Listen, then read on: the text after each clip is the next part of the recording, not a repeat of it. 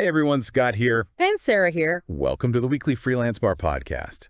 This is our deep dive looking into the tech news snippets you sent us. We're going to unpack the details, get into the sources you shared, and this week it's quite a mix. We've got corporate ethics, some security stuff, new features, even legacy planning. Exactly. And what we try to do here is connect those dots, see how these maybe seemingly separate news pieces actually point to bigger trends affecting you, the user, and the whole industry.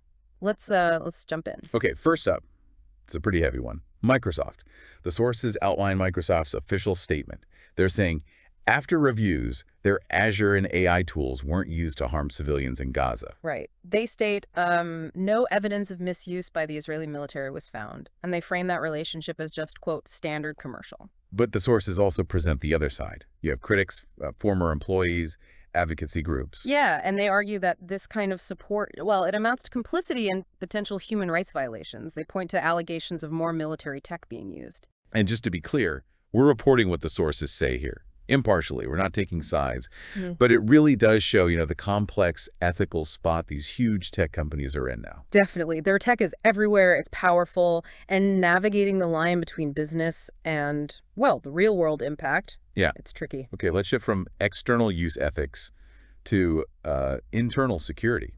Coinbase had an incident. The report mentioned rogue support agents. It sounds like they worked with cyber criminals. Yeah, stealing personal data.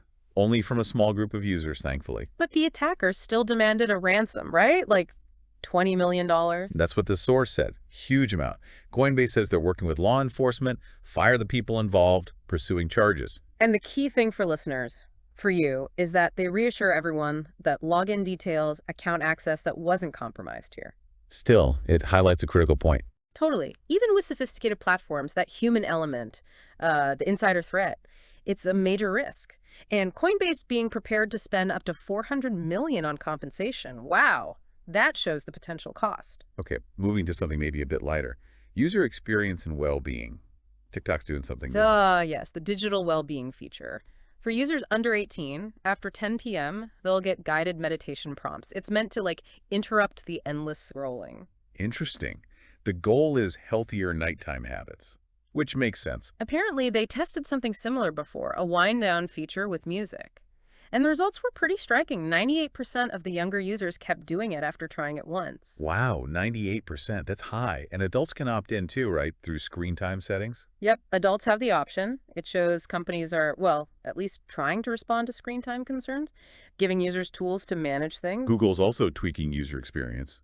Chrome on Android. Oh yeah, the text zoom update. You can use a slider now in the menu to zoom text without breaking the page layout. Which is great. You can set it per page or for all sites. Just makes things easier to read. Definitely an accessibility improvement. And they're adding more AI too. OCR for scanned PDFs, so you can search text in scans. And something called expressive captions, giving more context to audio across apps. Small things, maybe, but they add up, making everyday tasks a bit easier, more accessible. Now for something really unique. Hideo Kojima, the game creator. The USB stick. Yeah, I saw that. Like a digital will, almost. All right. Containing game ideas to be looked at after he's gone. Right. He's 61, figures maybe another decade of development. It seems to be about his legacy, Yeah. Ensuring his creative vision might continue, not just managing old games. It's such a personal way to think about creative continuity, very different from just corporate IP management. How does an artist's vision live on? Fascinating idea. And finally, new hardware. HP's got new laptops. The OmniBook 5 series, a 14-inch and a 16-inch. Yep, starting around $799 and $849. The big deal is they're using Qualcomm's Snapdragon chips, the X and X Plus. Okay, so that means potentially better energy efficiency, longer battery life, and maybe more integrated AI stuff, but at a more accessible price point than some earlier Snapdragon laptops. Exactly.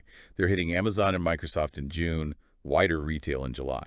So more options entering the market focused on efficiency and AI, something for you to consider if you're looking for a new laptop soon. So when you step back and look at all this, Microsoft's ethics, Coinbase security, TikTok's well-being features, Google's tweaks, Kojima's legacy stick, new HP hardware, how do all these individual pieces maybe hint at the bigger picture? The forces shaping our digital lives, ethics, security, our own well-being, even creative expression. Give you something to chew on. That's all for this week. Remember to follow us on YouTube, blueskyandx.com for hourly news updates. Stay connected.